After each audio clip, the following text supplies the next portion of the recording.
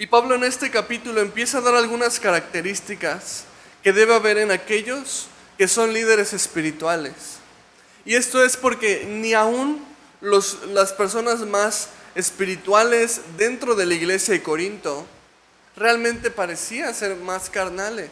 Entonces Pablo tiene que venir a recordarles cómo es un líder espiritual, qué características debe de tener un líder espiritual. En el caso de Pablo, Pablo ejercía lo que llamamos un apostolado. Él fue escogido apóstol por el Señor para predicar la palabra. Pero esto lo podemos aplicar a toda persona que ejerza un liderazgo para Cristo. Y la realidad de todo esto es que este tema nos concierne a todos, porque Dios desea formar en cada uno de sus hijos un líder espiritual. Porque no hay otra manera de traer al mundo a Cristo si no tomamos este rol de liderazgo espiritual, ¿sí? ¿Sabías que Dios desea que tú seas un líder espiritual? Y a lo mejor tú pensabas, no, pues eso para los pastores, no, pues eso para los diáconos o los siervos o no sé. Pero no, tú tienes que verlo para ti mismo. Y con esto me refiero a una persona que dirija a otras personas a Cristo, porque eso es un líder. Un líder es alguien que dirige.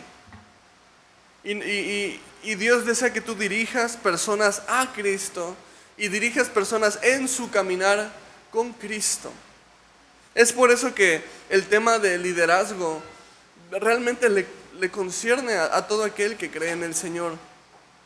Así que vamos a estudiar lo que Pablo tiene que enseñarnos al respecto.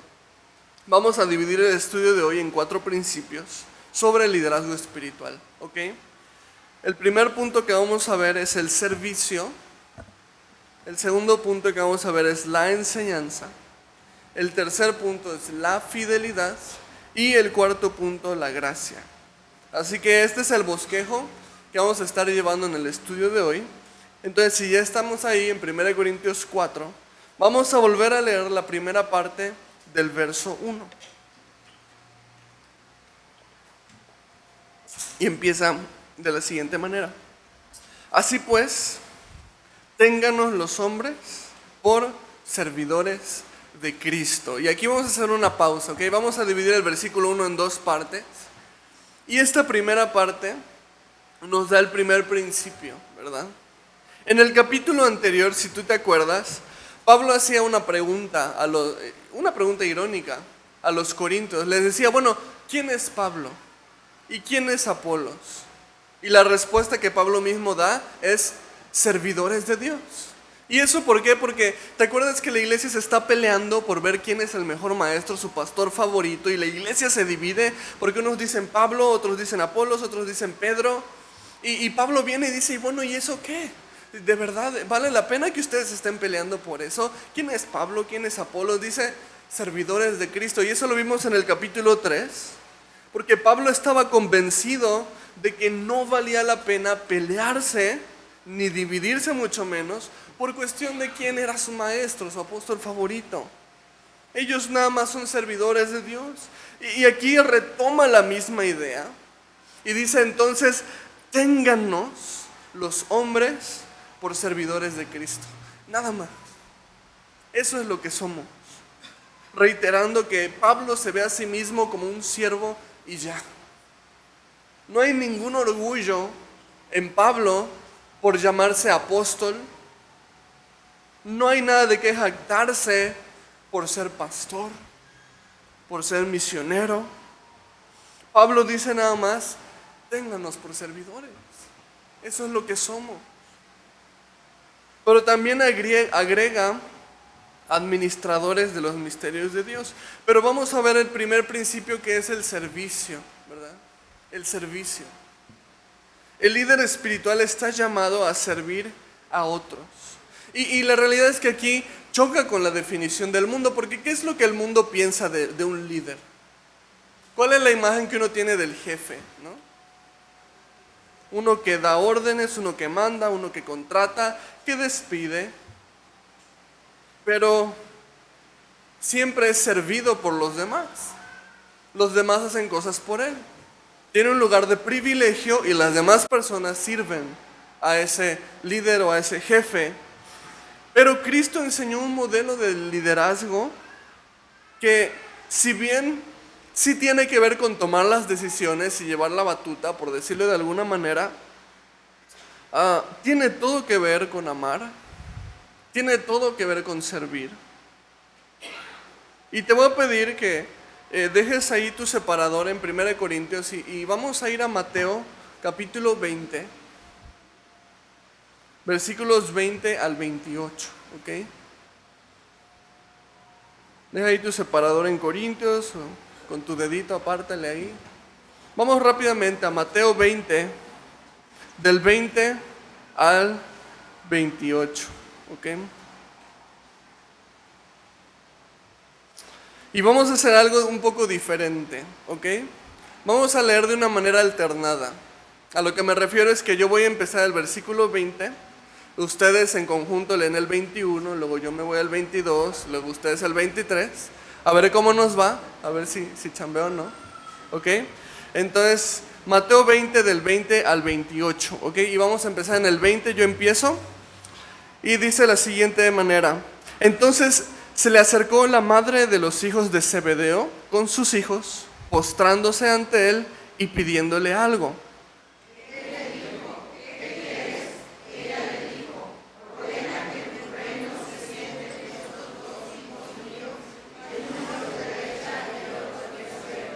Entonces Jesús respondiendo dijo: ¿no sabéis lo que pedís? ¿Podéis beber del vaso que yo he de beber y ser bautizados con el bautismo con que yo soy bautizado? Y ellos le dijeron: podemos.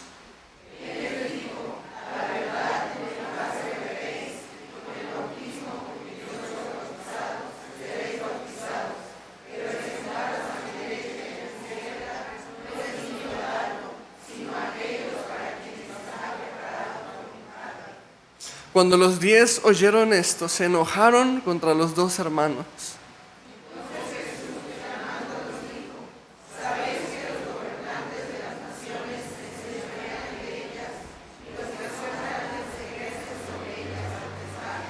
Mas entre vosotros no será así, sino que el que quiera hacerse grande entre vosotros será vuestro servidor.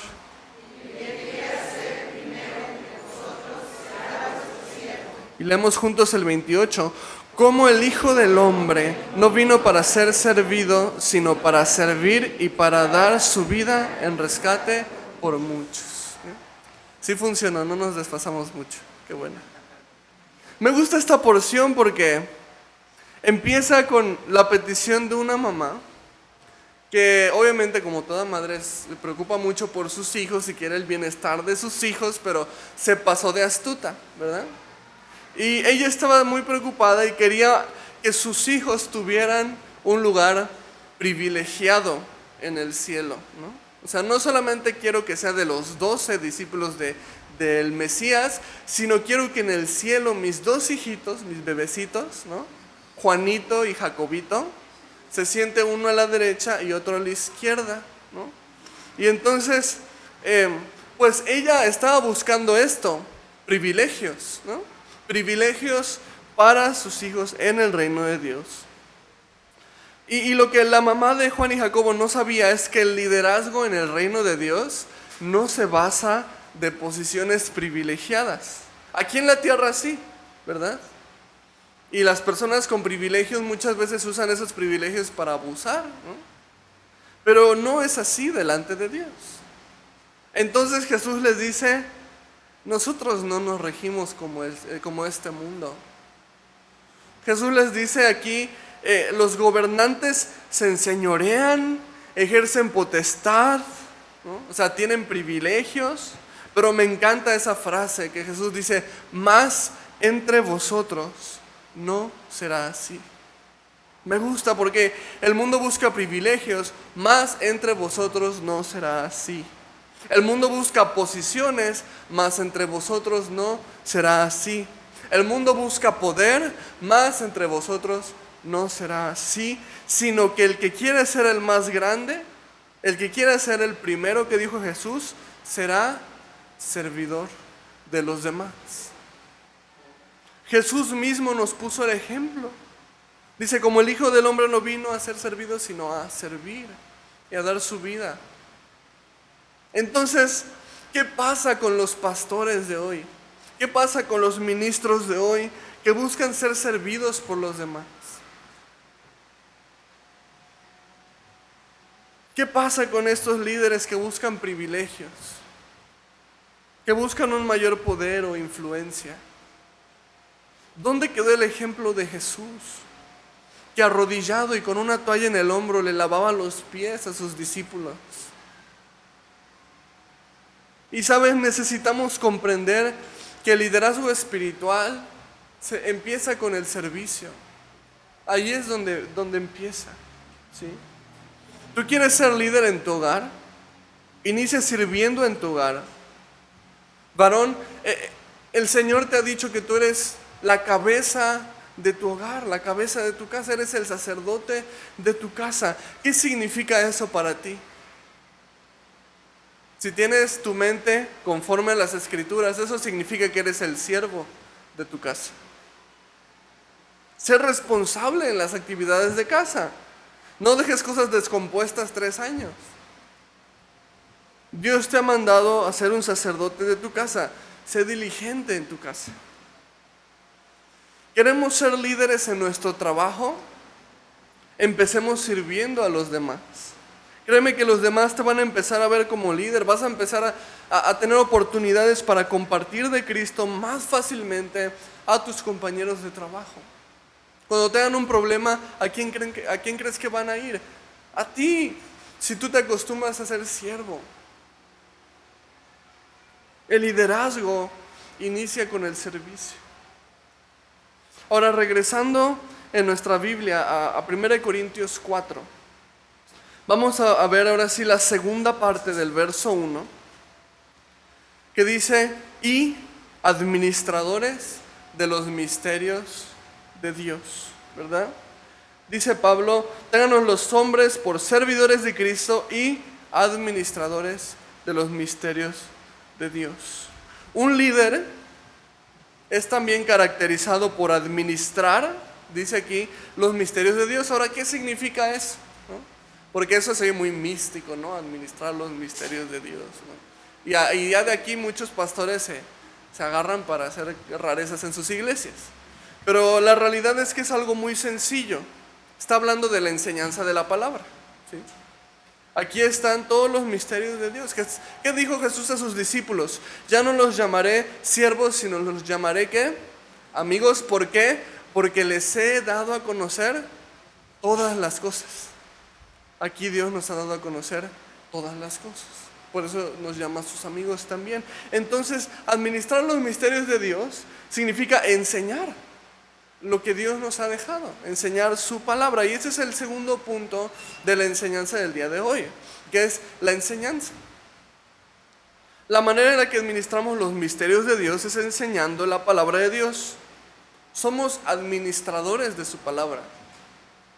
La realidad es que todos necesitamos enseñar la palabra. ¿Sabías que necesitas enseñar la palabra? Otra vez, no, eso para los pastores. No, eso para los líderes, no, eso. Ellos están llamados a un nivel, ¿no?, más allá espiritual. Claro que no, estamos igual.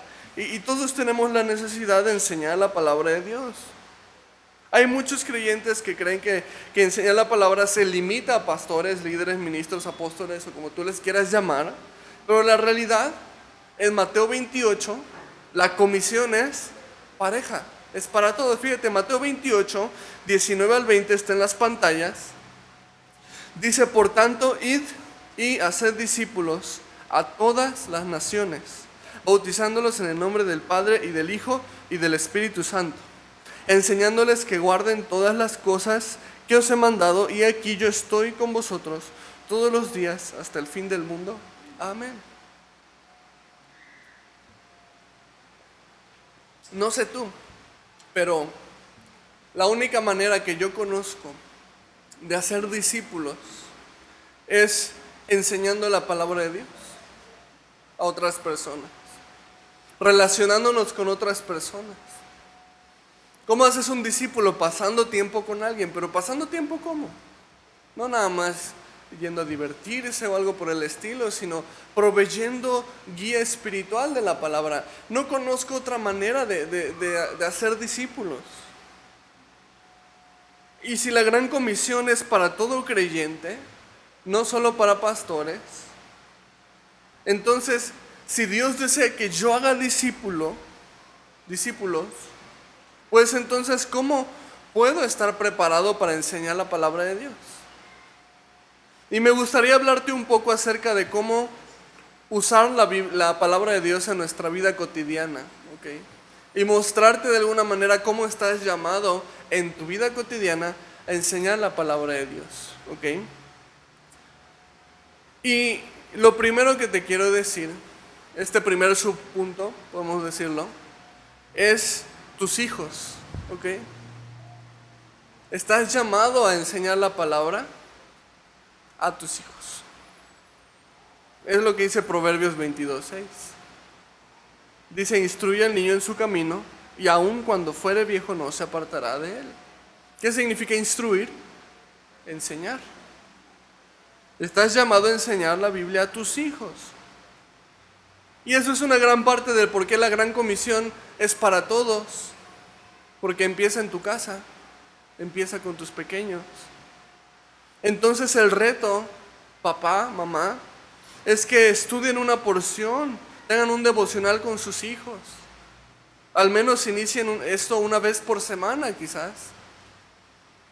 Pero Dios va a ir dándoles la gracia para poder comprender y para poder enseñar más fácilmente la palabra a tus hijos.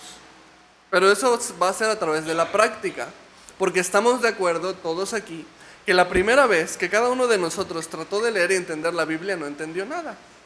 Lo sabemos. Pero esto va a ser algo que se dé con la práctica. Tienes que esforzarte en enseñar la Biblia a tus hijos. Es tu responsabilidad. La segunda manera que la Biblia nos enseña que sí o sí tenemos que enseñar es varón a tu esposa. Es lo que nos dice Efesios 5, 25 y 26. Dice, maridos, amad a vuestras mujeres, así como Cristo amó a la iglesia y se entregó a sí mismo por ella para santificarla. Dice, habiéndola purificado en el lavamiento del agua por la palabra. ¿Cómo puedo amar a mi esposa? Nos dice aquí como Cristo amó a la iglesia. Y como Cristo amó a la iglesia menciona dos cosas. Uno, se entregó por ella. Y dos, la lavó en su palabra. Es lo que le dijo Jesús a sus discípulos en Juan 15. Les dijo, ya están limpios por la palabra que les he enseñado, que les he hablado. Y nuestro amor reflejado hacia nuestra esposa se ve en cuidar la vida espiritual de tu esposa. ¿Tú sabes cómo está la vida espiritual de tu esposa, varón? ¿Podrías decir si tu esposa está orando? ¿Quién sabe? Pues eso es entre ella y Dios. No, no es entre ella y Dios, porque Dios te la dio a ti para que la pastorees.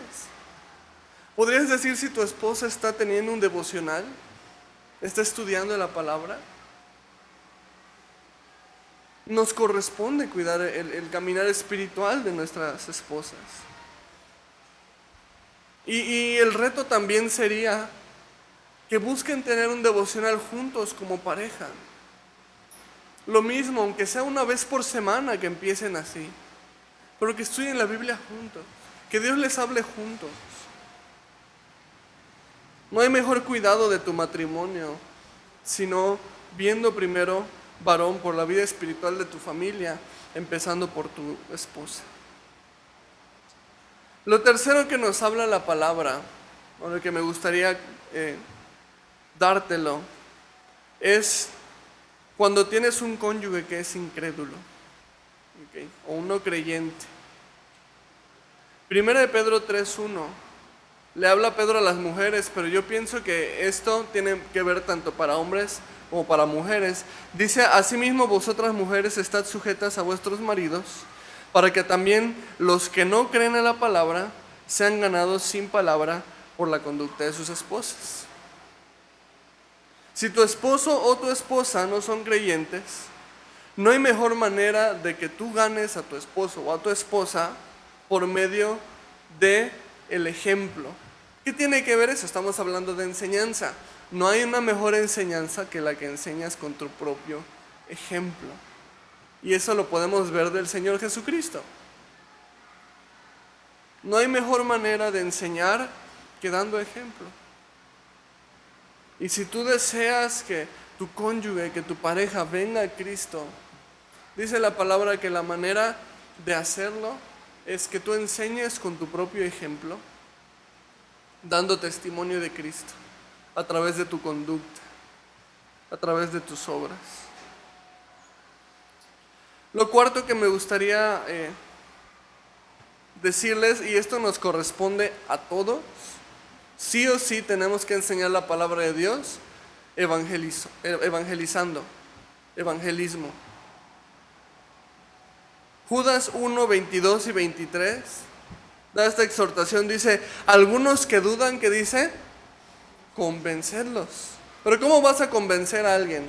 No, pues te conviene venir a la iglesia, mira que aquí sí tocamos música más contemporánea. ¿Esa es la manera de convencerlos? El amor de Cristo, el amor de Cristo.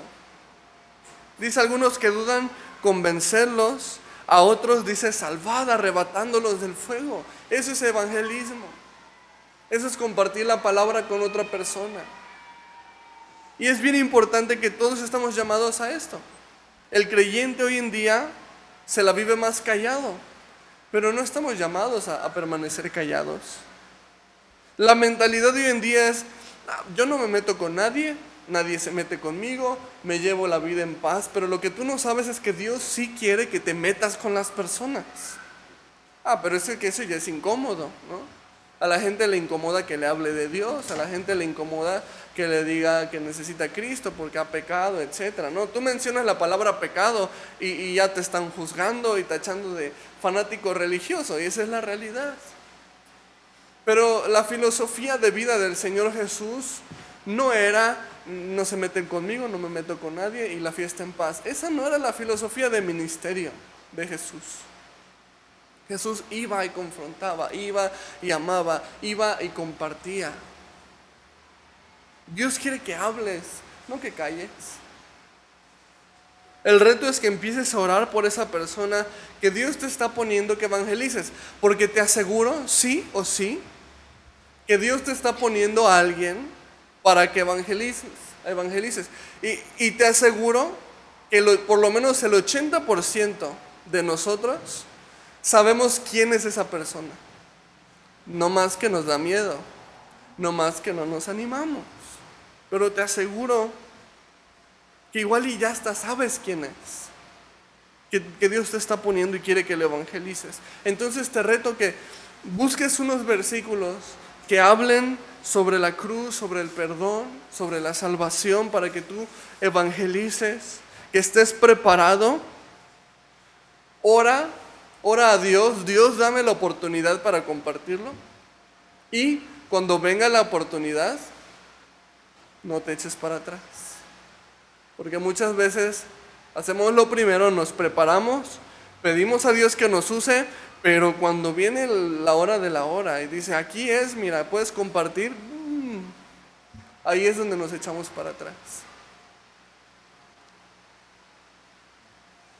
Esos son solo algunos ejemplos de cómo el creyente está llamado a enseñar la palabra. Pero el problema es que primero el creyente no conoce la palabra. Podríamos haber empezado por ahí, ¿verdad? ¿Cómo voy a enseñar algo que no conozco, que no sé? No vas a poder enseñar algo que no sabes. El problema es que entonces, ¿en qué crees si no conoces la Biblia? Ahí hay otro problema más grande todavía. El problema es que el creyente dice, yo soy cristiano. ¿Por qué? Porque creo en Cristo, creo en la Biblia. Y si te digo, a ver, cuéntame, ¿no? ¿Qué dice la Biblia? ¿No? pues habla de Jesús, habla de Dios, ¿no? Y ya.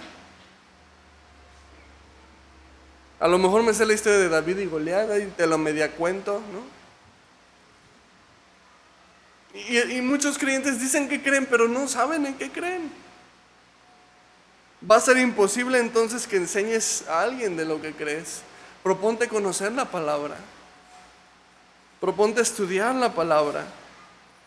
Tenemos que empezar a tomarlo de una manera seria. Versículo 2, fíjate cómo continúa.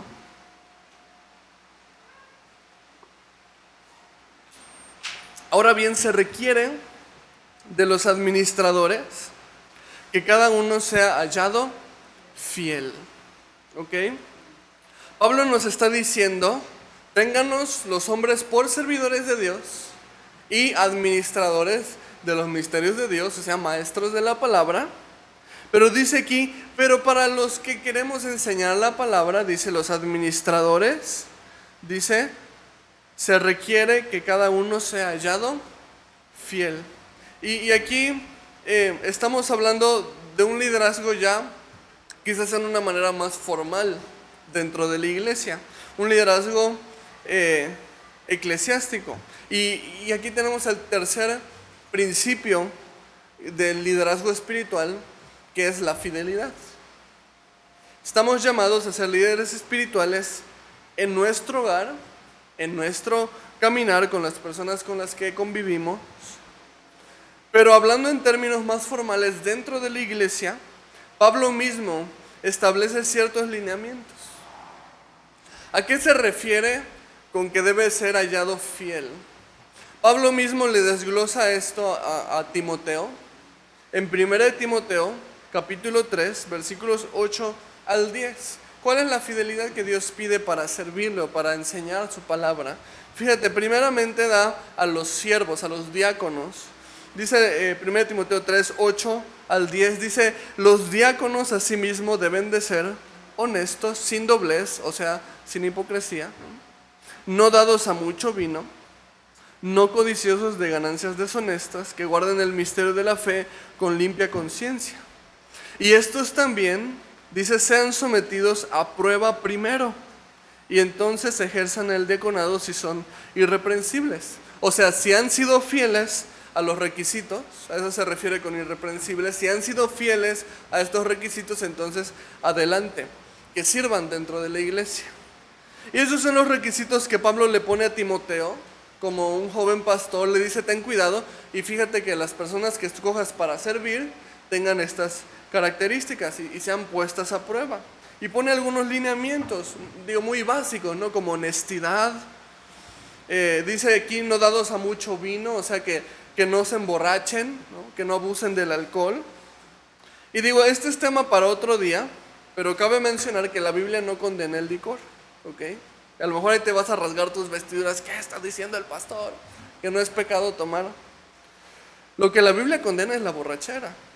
Por eso incluso la Biblia dice, no embriaguéis con vino, sino más bien sed llenos del Espíritu Santo, ¿verdad?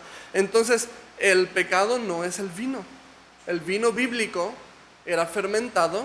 Hay por ahí también una creencia de que no, es que era jugo de uva, no estaba fermentado. Claro que no. Si el mismo Señor Jesús enseñó una parábola de que el vino nuevo no se pone en odres viejos, que era el odre, el recipiente donde se fermentaba el vino. O sea, es imposible que tú digas el vino bíblico era jugo de uva. Claro que no lo era. No lo era. Jesús mismo lo enseñó. El pecado es abusar de él y ser de tropiezo, él dice Pablo también en el libro de Hechos, que no seamos de tropiezo. Si yo tengo la oportunidad de tomar, pero hay una persona que le es de tropiezo, Pablo dice, no, porque tomar entonces no es pecado, pero si estás pecando, ponerle tropiezo a la persona que te está viendo. Entonces lo más sabio es mejor, mira, no hacerlo, simplemente no hacerlo. Pero ese es tema para otro día, igual más profundamente.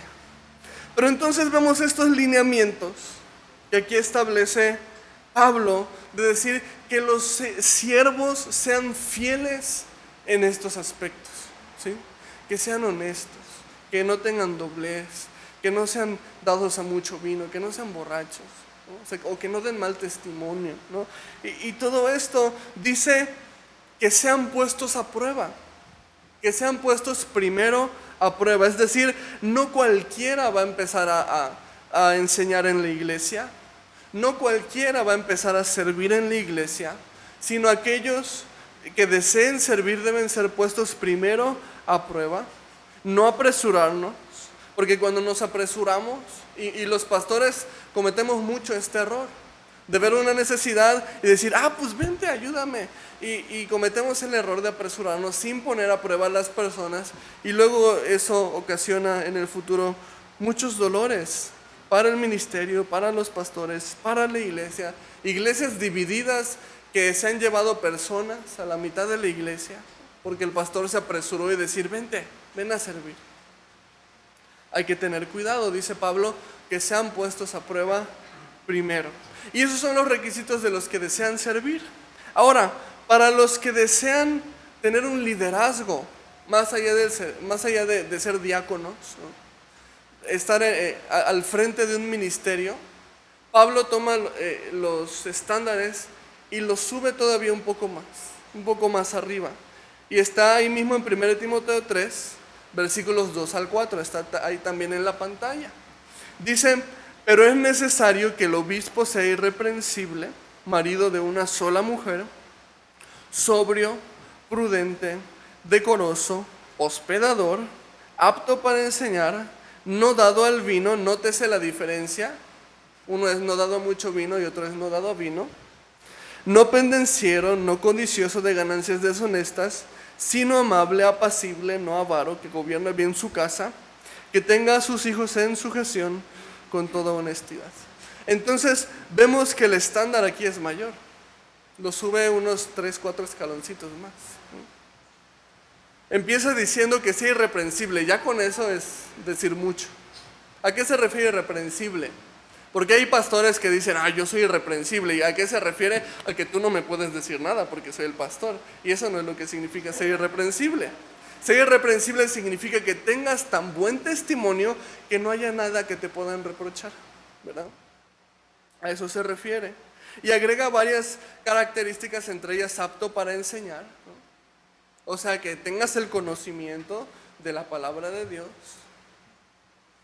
Resalta también, es decir, que no se ha dado al vino, o sea que el líder o pastor debe tener una madurez, es decir, sé que en mi posición muchos me ven, y si alguien me viera tomando licor podría ser de un gran tropiezo para otros cristianos que ven eso como un pecado. Entonces tener la madurez de decir, ¿sabes qué? Por amor a los demás lo voy a dejar de hacer y voy a renunciar a esto, no es el fin del mundo, todavía me puedo tomar mi coca, no hay problema. Es un grado de madurez que Pablo pide para los pastores, para los líderes, es decir, no vamos a ser dados al vino, no vamos a ocasionar tropiezo para otras personas. Ya no se trata si es pecado o no, sino se trata de cuidar el testimonio y no dar tropezadero a otras personas. Vemos que incluso incluye que tenga su casa en orden, ¿no? O sea, que gobierne bien su hogar. O sea, que el líder debe tener un buen testimonio de su familia.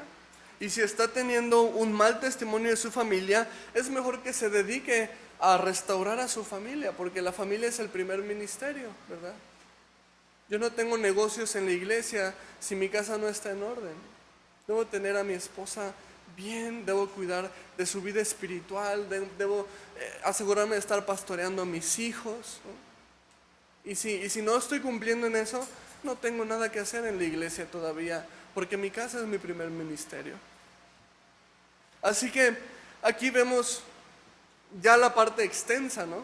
Pablo en Corintios dice nada más que el administrador se ha hallado fiel. Ahorita ya vimos qué significa que sea hallado fiel, tanto para aquellos que quieren ser diáconos o siervos, como para aquellos que tienen una aspiración a un liderazgo, un pastorado.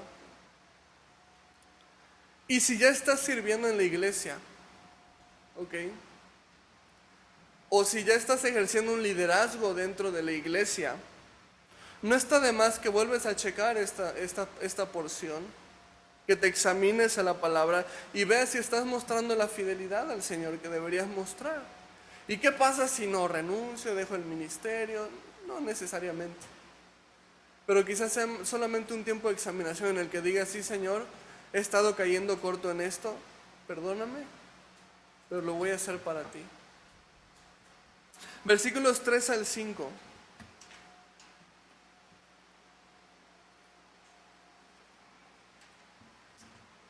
Yo en muy poco tengo el ser juzgado por vosotros, o por tribunal humano.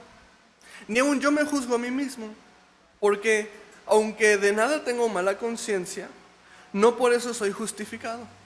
Pero el que me juzga es el Señor. Así que no juzguéis nada antes de tiempo, hasta que venga el Señor, el cual aclarará también lo oculto de las tinieblas y manifestará las intenciones de los corazones. Y entonces cada uno recibirá su alabanza de Dios.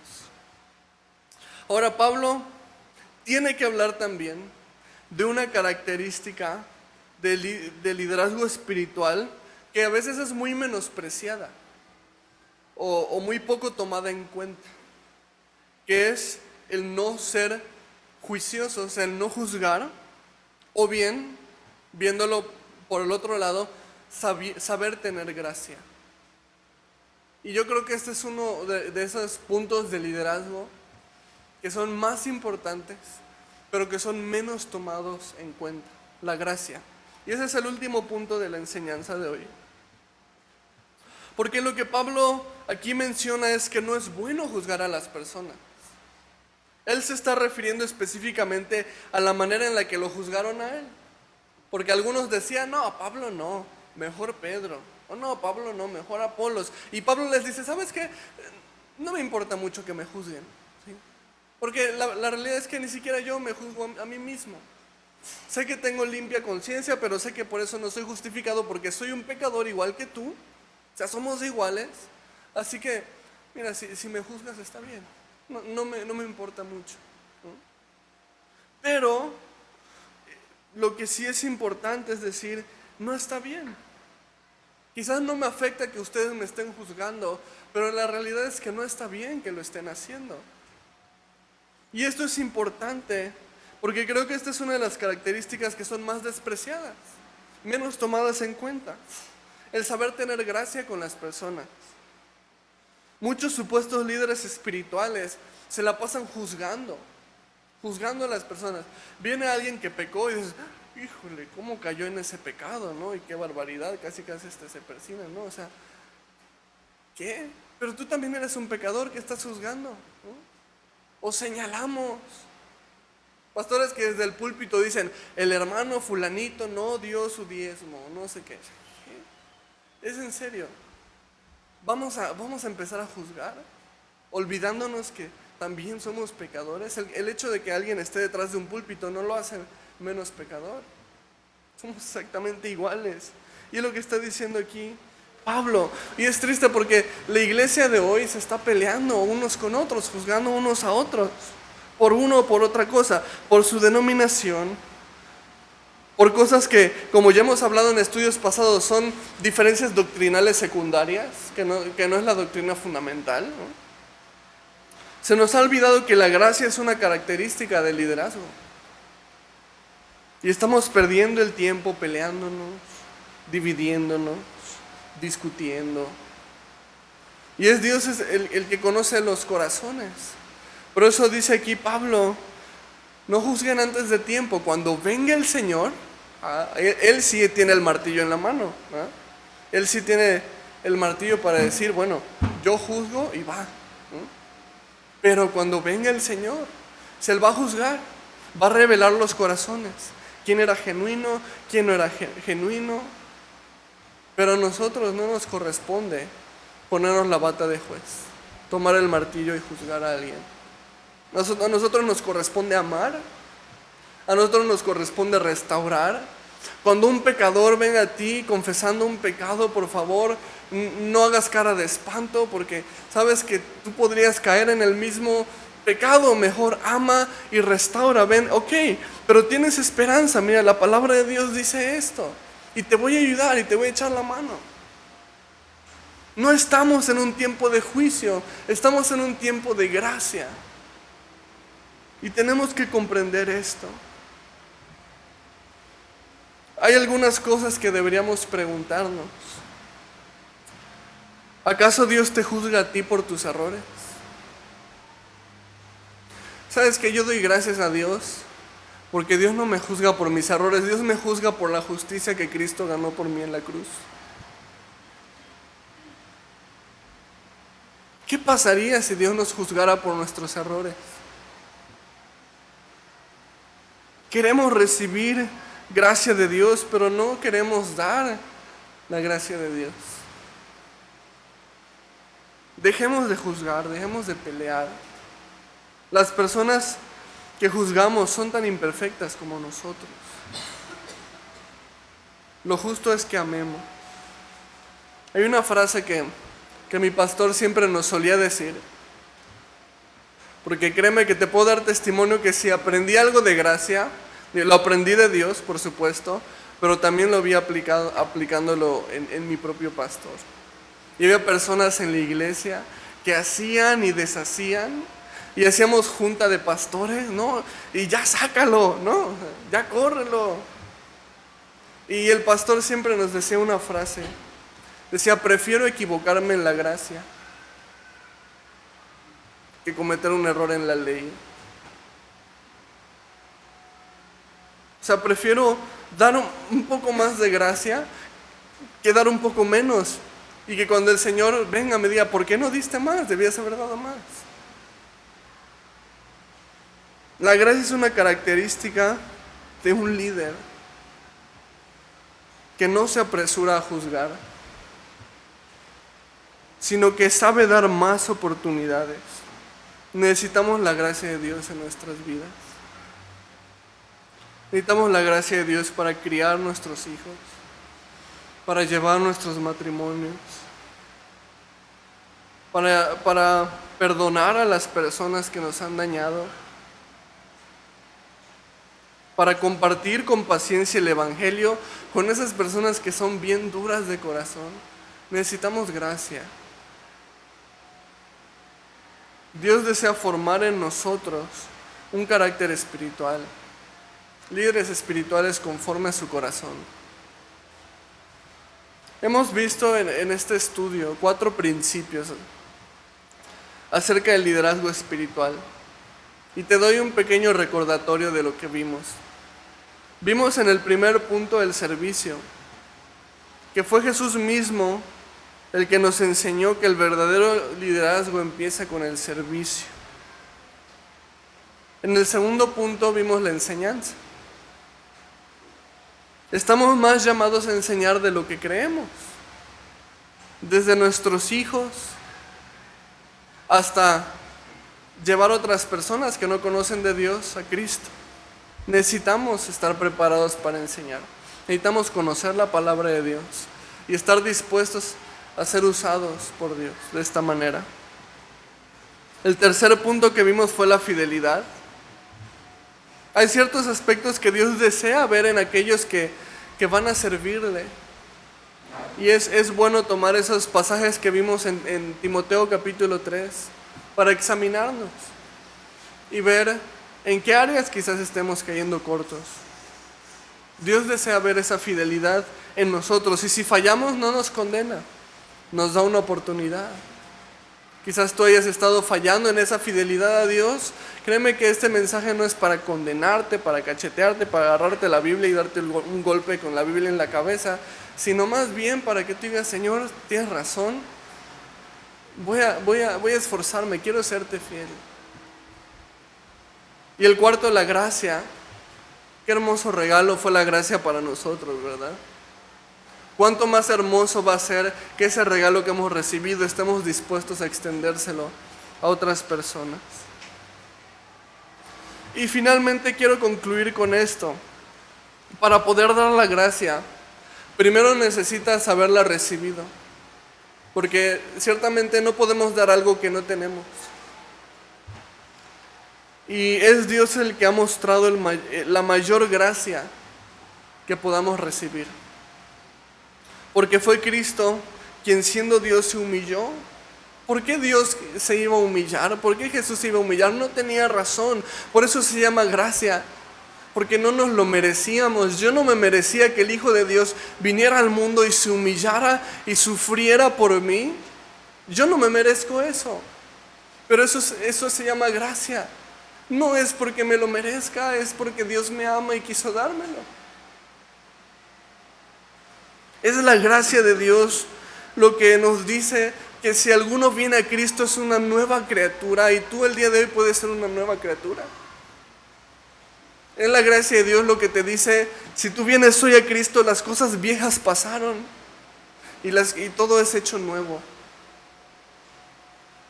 Es la gracia de Dios lo que nos dice, acerquémonos pues confiadamente. ¿Y acerquémonos para qué? Para hallar gracia, no para ser juzgados, no para ser condenados, no para que Dios me diga, mira, hasta que vienes ya te habías tardado, te lo dije que si seguías ese camino te ibas a tropezar y Dios no va a hacer eso. Vienes al trono de la gracia y recibes gracia, recibes misericordia. Si tú no has recibido la gracia de Dios, necesitas experimentarla. Entrégale tu vida a Cristo, pídele perdón por tus pecados. Y la Biblia promete que Él te va a recibir, te va a limpiar, te va a hacer una nueva criatura, dejando el pasado atrás y haciendo todas las cosas nuevas. Vamos a orar.